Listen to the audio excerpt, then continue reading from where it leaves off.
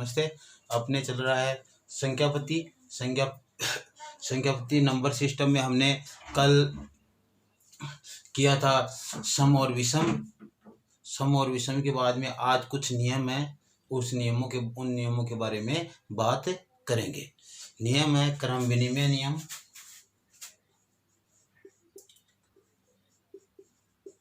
क्रम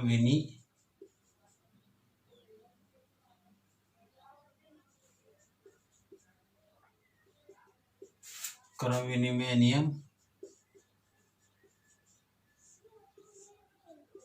क्रम विनिमय नियम में क्या है, हम जो संख्याएं लेते हैं उनको उनका क्रम चेंज करके जोड़ बाकी गुणा भाग के लिए देखते हैं कि क्रम विनिमय नियम का पालन होता है या नहीं होता है। जैसे क्रम विनिमय नियम को मान लो हमारे पास दो संख्या है a प्लस बी, तो इसका हम टोटल b प्लस ए ऐसे करके भी देखें तो देखते हैं, देखिए ऐसे ये दोनों बराबर आए या नहीं, क्रम विनिमय नियम का पालन वहाँ पे होता है या नहीं होता है। तो देखते हैं, देखिए पहला योग के लिए क्रम विनिमय नियम का पालन देखते हैं, देखिए होता है क्या नहीं। हमने एक संख्या ली 8 और एक ली हमने 11 बराबर 19 आ रहे हैं। और दूसरी संख्या फिर हमने क्या किया, इनका क्रम चेंज किया, पहले 11 ले लिया और फिर 8 ले लिया और फिर भी योग आया 9। अर्थात यहाँ पे हमारे को क्या प्राप्त हो रहा है, a प्लस बी बराबर b प्लस ए प्राप्त हो रहा है। क्रम विनिमय नियम का पालन हो रहा है। यहाँ पे क्रम विनिमय नियम का योग क्रिया में क्या होता है, पालन हो रहा है। फिर हम करते हैं व्यवकलन के लिए या बाकी के लिए। व्यवकलन या बाकी के लिए हम क्रम विनिमय नियम का पालन करते हैं। जैसे मान लो हमने कोई संख्या ली 15 माइनस 8 बराबर हमारे पास 7 आ रहे हैं और इसको हम क्रम चेंज करते हैं संख्याओं का, तो 8 माइनस 15 बराबर माइनस के 7 आते हैं। अर्थात यहाँ पे हमारे पास a माइनस बी बराबर नहीं है b माइनस ए, क्या नहीं है, not equal to b minus a. अर्थात योग क्रिया में तो क्रम विनिमय नियम का पालन हो रहा है, लेकिन जो हम व्यवकलन की क्रिया कर रहे हैं, बाकी की क्रिया कर रहे हैं, घटाव की क्रिया कर रहे हो, उसमें क्रम विनिमय नियम का पालन नहीं होता है। ऐसे हम देखते रहिए गुणा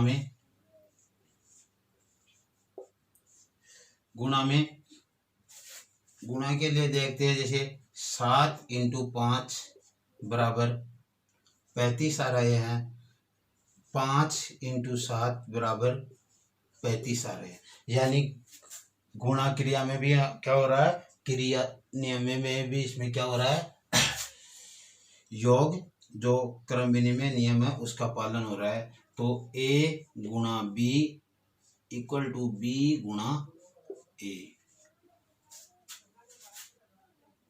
अब आगे बात करते हैं हम भाग क्रिया के लिए। भाग के लिए जैसे मान लो हमने लिया 15 भाग 5 बराबर 3 आ रहे हैं। अब इसको संख्याओं को चेंज करेंगे तो 5 भाग 15 बराबर 1/3 आता है। तो यहाँ पे क्या होता है, a बटा b बराबर नहीं है b बटा a। योग क्रिया में क्रम विनिमय नियम का पालन होता है, बाकी की क्रिया में भी क्रम विनिमय नियम का पालन होता है। गुणा की क्रिया में भी बाकी क्रिया में क्रम विनिमय नियम का पालन नहीं होता, गुणा की क्रिया में क्रम विनिमय नियम का पालन होता है और भाग क्रिया में क्रम विनिमय नियम का पालन होता है। अर्थात यहाँ पे हम लिखेंगे नोट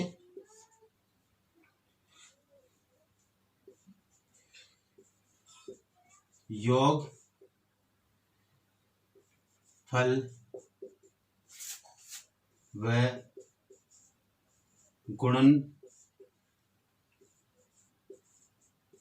क्रिया क्रम विनिमय नियम का पालन करती है। यानी योगफल यानी योग क्रिया में और गुणा की क्रिया में क्या होता है, क्रम विनिमय नियम का पालन होता है। तो ये दोनों संक्रियाएं क्या करती है, क्रम विनिमय नियम का पालन करती है। इतना सा इसमें है। इसके अलावा जो बच गई बाकी और भाग, इनमें क्रम विनिमय नियम का पालन नहीं होता। तो ये तो था क्रम विनिमय नियम के लिए हमारे संख्याओं के व्यवहार। अब देखते हैं हम साहचर्य नियम के लिए। यहाँ पे हमने दो दो संख्याएं ली थी, साहचर्य नियम के लिए तीन तीन संख्याएं लेंगे।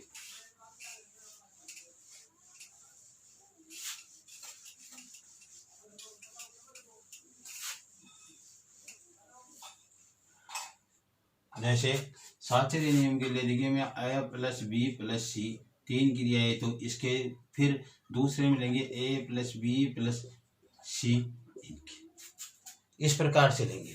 तो देखिए हमने योग क्रिया के लिए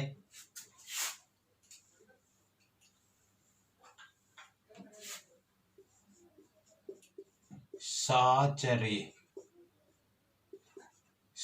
नियम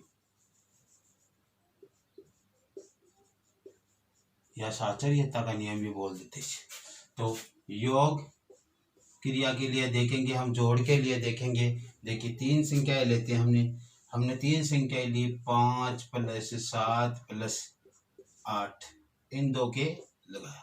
नीचे ली 5 प्लस 7 प्लस 8, इन दो के। यहाँ पे केवल हमें जो कोष्टक लगा रहे हैं, ब्रैकेट लगा रहे हैं, उसी की स्थिति चेंज होती है और बाकी संख्याएं तो वैसे की वैसे ही रहती है।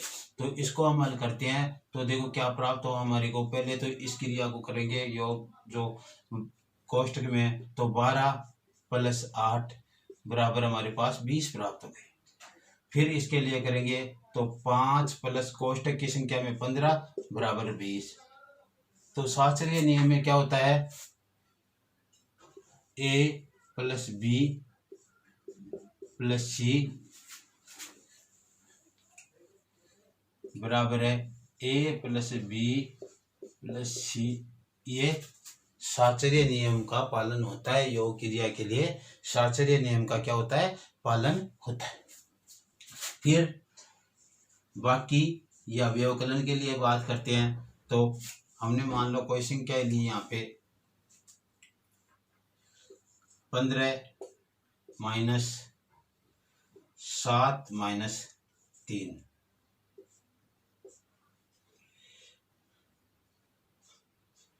नीचे संख्या लेंगे, इस साइड में ले लेते हैं। मान लो 15 माइनस 7 माइनस 3, ऐसे ले लिया हमने। अब इनको हल करके देखते हैं अलग अलग। देखो तो इसमें 15 में से 7 गए तो 8 माइनस के 3 बच गए हमारे पास क्या, 5। इधर 15 माइनस 7 में से 3 गए तो 4, और 15 माइनस 4 बराबर 11। इस तरीके से हमारे पास संख्या ये प्राप्त हुई कि हमारे पास यहाँ पे तो 15 में से 7 गए तो 8 आए, और फिर उसमें 8 में से 3 घटे तो 5 आ गए। यहाँ पे हमने देखा कि 7 में से 3 गए तो 4 आए, 4 को 15 में से घटाने पर 11 आए। तो यहाँ पे साहचर्य नियम का पालन नहीं होता है। किसके लिए, बाकी क्रिया के लिए। तो a माइनस बी माइनस सी बराबर नहीं है a माइनस कोष्टक b माइनस सी, यानी साहचर्य नियम का पालन नहीं होता है। बाकी क्रिया में या व्यवकलन की क्रिया में साहचर्य नियम का पालन नहीं होता है। तो योग क्रिया में साहचर्य नियम का पालन होता है, घटाव की क्रिया में नहीं होता। फिर हम करते हैं गुणा की क्रिया के लिए।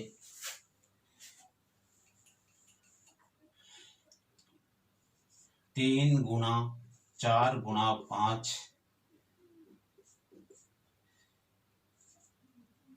3 गुणा 4 गुणा 5, यहाँ पे बराबर इसको गुणा करेंगे तो ये 12 आएंगे, और इसको 5 से गुणा करेंगे तो 60 हो जाएंगे।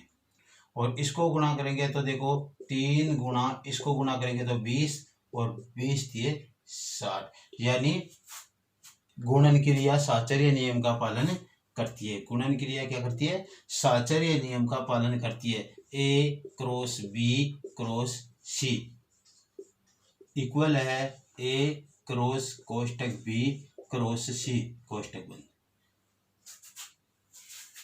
जोड़ क्रिया में साचर्य नियम का पालन होता है, बाकी में नहीं होता, और गुणन क्रिया में साचर्य नियम का पालन होता है।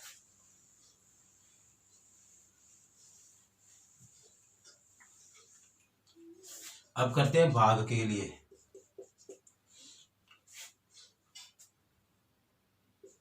पंद्रह भाग 5 भाग 10।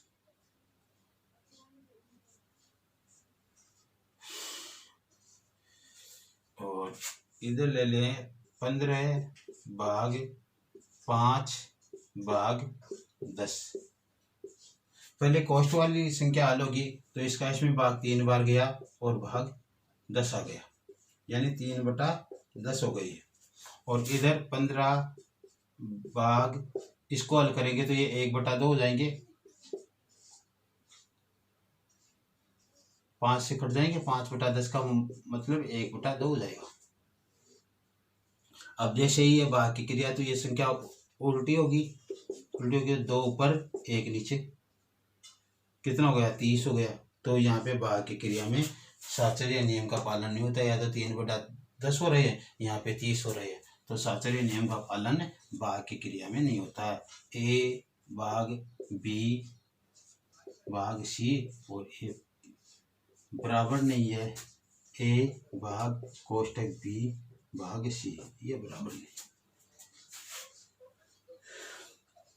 योग क्रिया के लिए साचर्य नियम का पालन होता है, बाकी क्रिया के लिए साचर्य नियम का पालन नहीं होता। गुणन क्रिया के लिए साचर्य नियम का पालन होता है और भाग क्रिया के लिए साचर्य नियम का पालन नहीं होता। तो हम लिखेंगे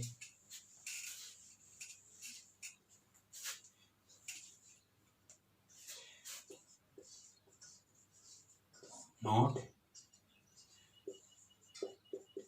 योगफल व गुणन संक्रिया साहचर्य नियम का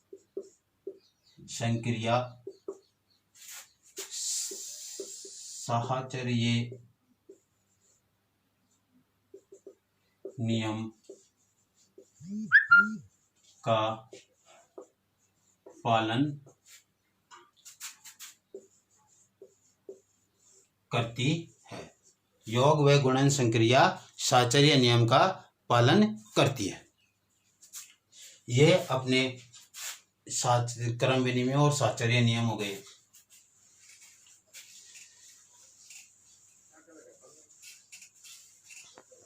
फिर हम बात करते हैं आगे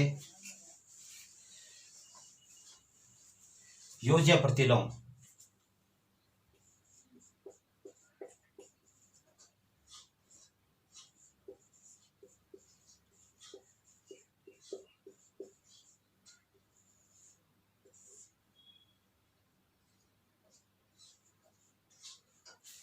इसको समझो थोड़ा। योज्य प्रतिलोम का योग होता है दो संख्याओं को जोड़ने पर उनका मान शून्य प्राप्त हो, वो एक दूसरे की योज्य प्रतिलोम कहलाती है।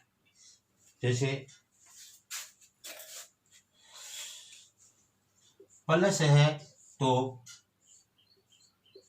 इधर माइनस आ जाएगा, इधर माइनस है तो इधर प्लस आ जाएगा। बस इतना ही चेंज होना है, प्लस माइनस का ही चेंज होना है योज्य प्रतिलोम के लिए। तो देखो क्या होगा, जैसे 4 का योज्य प्रतिलोम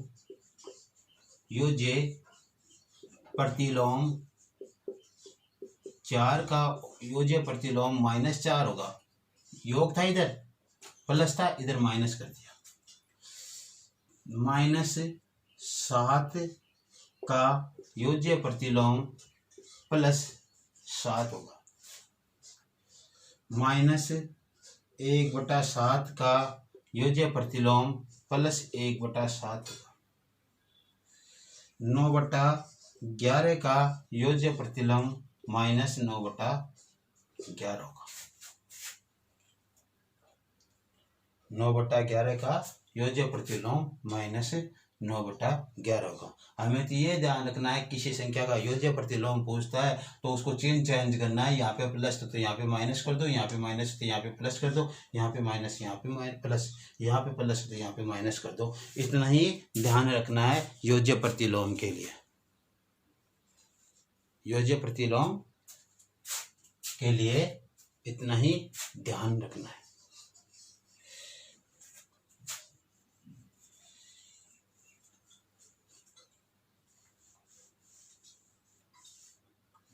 फिर हम करते हैं गुणन प्रतिलोम।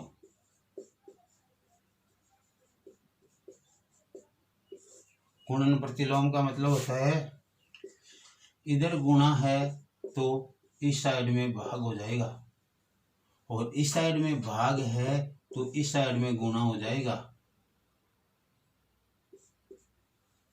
बस इतना ही ध्यान रखना हमारे को, और कुछ ध्यान नहीं रखना। जैसे आपको समझना है, यहाँ पे चिन्ह चेंज करने वाला कोई वो नहीं है बंदा, इसमें है चिन्ह चेंज करने वाले योज्य प्रतिलोम में, गुणन में नहीं है कहीं पे। जैसे हमारे को कोई संख्या दी गई 5/7 का गुणन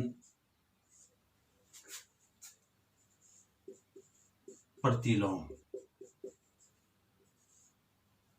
तो 7 5/7 है, इसको उल्टा कर दो, 7/5 कर दो।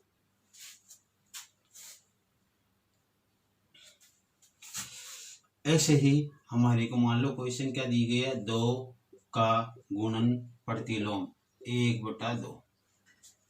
यहाँ पे कोई संख्या दे दी गई है हमारे को 9/7 का गुणन प्रतिलोम, तो -9/7 तो माइनस तो लगेगा, 7 को ऊपर कर दो, 9 को नीचे कर दो। कहने का मतलब ये है, जो नीचे है वो ऊपर चला जाएगा, ऊपर वो नीचे आ जाएगा। जिससे क्या, भाग वाली संख्या तो ऊपर गुणा में चली जाएगी, गुणा वाली नीचे भाग में आ जाएगी, ऐसा हो जाएगा। इससे ऐसे संख्या ये चेंज होती है, बस गुणा से भाग में, भाग से गुणा में, बस इतना ध्यान रखना है। तो ऐसे ही और कोई हम एग्जाम्पल लेते हैं। मान लो यहाँ पे हमने कर लिया -8 का गुणन प्रतिलोम -1/8, -1/8 हो जाएगा। इस प्रकार से हमें यह करना है।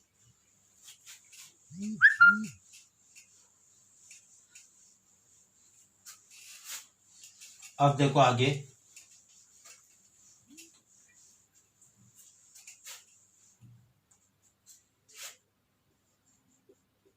योग तत्समक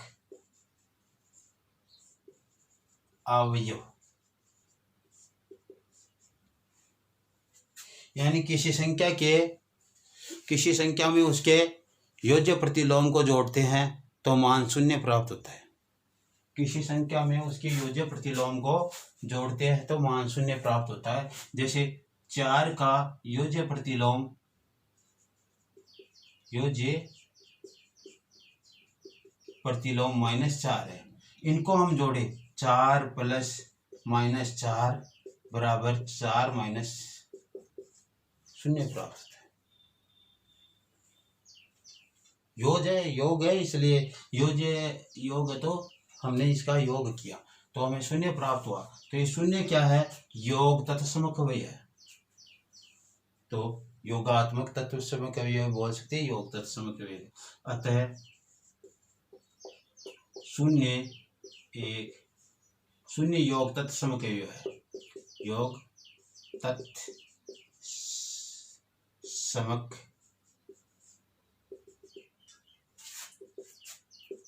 अवयव है। 0 योग तत्समक अवयव है। अब गुणन तत्समक अवयव, गुणन तत्समक या गुणात्मक तत्समक अवयव।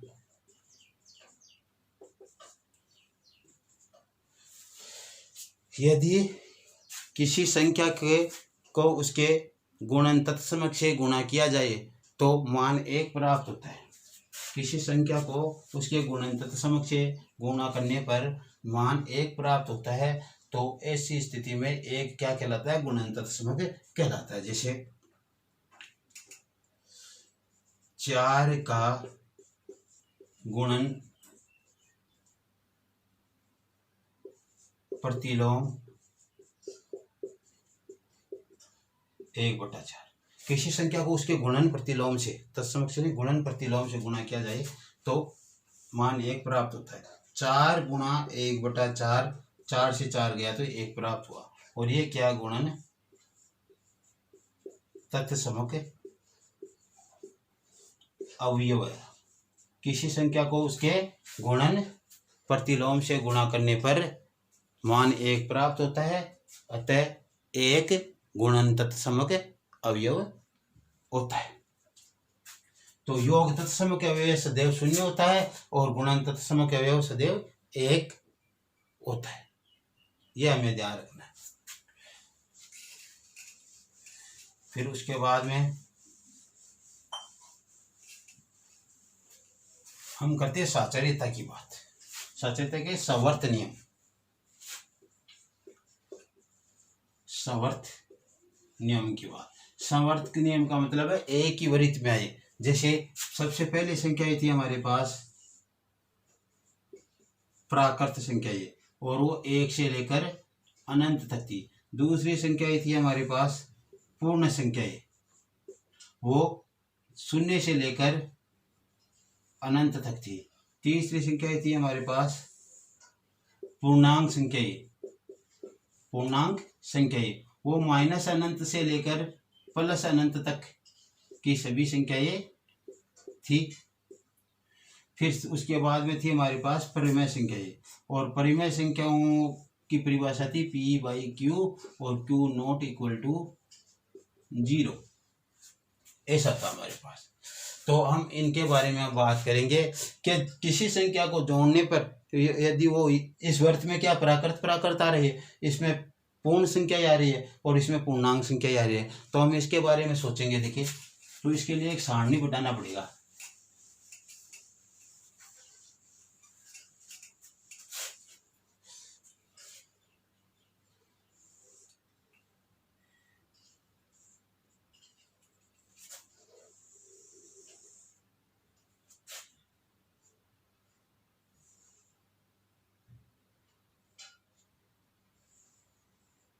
यहाँ पे लिखेंगे संक्रिया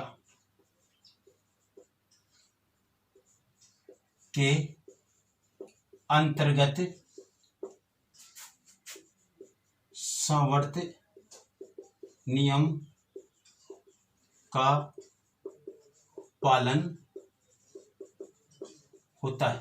कि कौन सी संक्रिया के अंतर्गत सवर्त नियम का पालन होता है। यहाँ पे तो ये लिखेंगे और नीचे लिखेंगे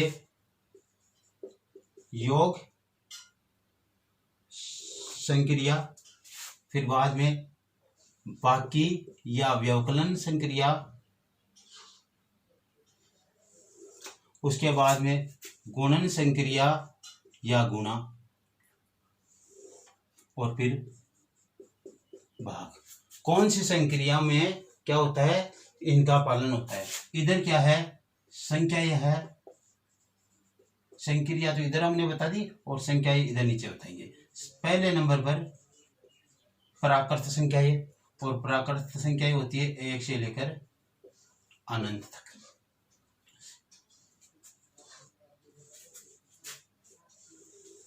दूसरे नंबर पर पूर्ण संख्या है, पूर्ण संख्या होती है 0 से लेकर अनंत तक। तीसरे नंबर पर पूर्णांक संख्या है, पूर्णांक संख्या होती है माइनस अनंत से प्लस अनंत तक।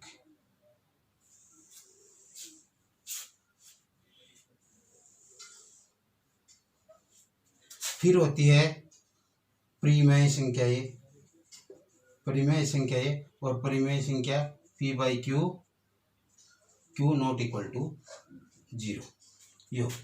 तो हम इन सब के बारे में अध्ययन करेंगे कि देखिए कौन सी संख्या ये कौन सी संक्रिया के लिए सही है, समवर्त नियम का पालन करती है या नहीं। समवर्त नियम का मतलब वो उन संख्याओं में आती है क्या नहीं। जैसे हम जोड़ क्रिया के लिए करें, हमारे पास अभी धनात्मक संख्याएं है, उनको हम जोड़े तो 1 + 3 = 4, 5 + 11 = 16, 16 + 13 = 29, 105 + 210 = 315। यह संख्याएं हमारे पास आ रही है। यानी वापिस वो संख्याएं, ये 4 भी उसी प्राकृत संख्याओं में आ रही है, 16 भी आ रही है, 29 भी आ रही है, 315 भी उन प्राकृत संख्याओं में ही आ रही। तो यह सभी प्राकृत संख्याओं में आ रही है। 105 में 210 जोड़ेंगे तो 315 भी प्राकृत संख्याओं में ही आ रही है। तो इस प्रकार से ये प्राकृत संख्याओं के लिए समवर्त नियम का पालन करती है योग संक्रिया।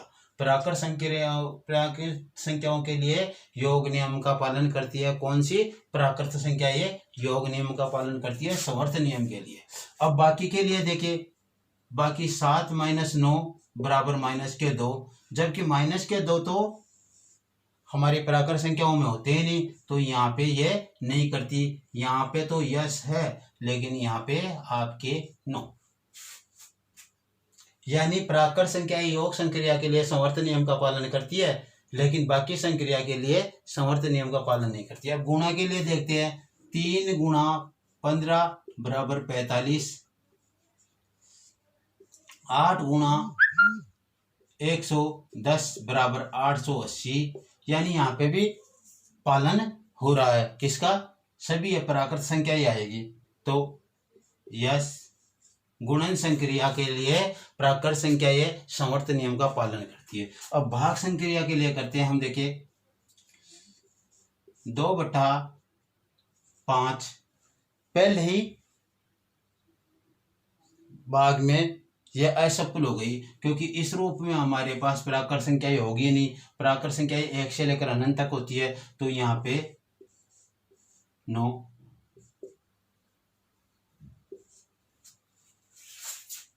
फिर पूर्ण संख्याओं की बात करते हैं। पूर्ण संख्याएं होती है 1 से अनंत तक। यह देखिए योग संक्रिया के लिए समवर्त नियम का पालन करती है कि नहीं। तो 1 + 0 = 1, 6 + 115 = 121। तो यहाँ पे भी समवर्त नियम का पालन हो रहा है। ये कर रही है तो ये भी करेगी, ठीक है, क्योंकि योग की क्रिया में तो वैसा क्या वैसा ही होना है। तो यस। फिर यहाँ पे आओ, बाकी क्रिया के लिए जो पूर्ण संख्याएं हैं वो समवर्त नियम का पालन करती है क्या नहीं। तो 7 - 9 वही -2 आ गए, और माइनस वाली संख्या ये तो पूर्ण संख्याओं में होती ही नहीं है, इसलिए यहाँ पे 9 नहीं करती। फिर गुणा के लिए करेंगे। गुणा के लिए करेंगे तो देखो 5 × 0 = 0, 0 आ रहा है, और 15 × 7 = 105 आ रहा है। यानी इसमें संख्याएं प्लस ही प्लस में आ रही है और फिर वो पूर्ण संख्याओं में आ रही है, तो यस करती है। गुणन संक्रिया के लिए जो आपकी पूर्ण संख्या है समवर्त नियम का पालन करती है। और भाग संक्रिया के लिए देखते हैं, यही संख्या यहाँ भी उतार लेते हैं। देखिए 2 भी क्या है, पूर्णांक पूर्ण संख्या है, और 5 भी पूर्ण संख्या है। भाग दिया तो 2/5 प्राप्त हुआ, जो कि हमारे ये परिमेय संख्या के रूप में प्राप्त हुआ। और परिमेय संख्या ये हमारे यहाँ पे है नहीं, हमारे तो 0 से लेकर अनंत तक की संख्या है, तो यहाँ पे हो जाएगा 9 नहीं करती। भाग संक्रिया के लिए पूर्ण संख्या ये समवर्त नियम का पालन नहीं करती है। फिर पूर्णांक संख्या ये माइनस अनंत से प्लस अनंत तक है, तो -1 + 5 = 4 पूर्णांक संख्या ये आ रही है। और 8 माइनस 9 बराबर माइनस का 1। पूर्णांक संख्या ये आ रही है, यानी प्लस में आ जाएगी या माइनस में आ जाएगी, क्या फर्क पड़ता है। ये ऐसे है, इसको कुछ इस तरीके से समझना आप। है तो जोड़ क्रिया ही, लेकिन फिर माइनस होगा, इसलिए माइनस 1 दिखा दिया मैंने। इसको कुछ इस तरीके से करना। मान लो इसको ऐसे कर लो, 9 + 8 बराबर माइनस का 1। ये भी पूर्णांक संख्या, ये भी पूर्णांक संख्या, माइनस 1 आ रही तो ये भी पूर्णांक संख्या है, तो यस करती है। पूर्णांक संख्या ये योग संक्रिया में समवर्त नियम का पालन करती है। अपने अंदर ही आ रही है, वही संख्या ही आ रही है जो पूर्णांक संख्याओं से हम संक्रिया करते हैं, पूर्णांक संख्या ही आ रही है। अब बाकी संक्रिया के लिए करते हैं, तो बाकी के लिए 7 - 9 बराबर -2 पूर्णांक ही आ रहा है, क्यों पूर्णांक में तो माइनस भी आते हैं। और 11 - 7 बराबर 5, तो यहाँ पे तो हो रहा है, तो यहाँ पे यस। पूर्णांक संख्या ये गुणन संक्रिया के लिए, बाकी संक्रिया के लिए भी क्या करती है, समवर्त नियम का पालन करती है, जबकि ऊपर वाली प्राकृत और पूर्ण संख्या ये नहीं कर रही थी। अब गुणन संक्रिया के लिए 0 × -7 बराबर 0 पूर्णांक आ रहा है, और -7 × 105 बराबर 735 माइनस के, तो ये भी तो पूर्णांक ही आ रहा है, माइनस में तो आ रहा है। तो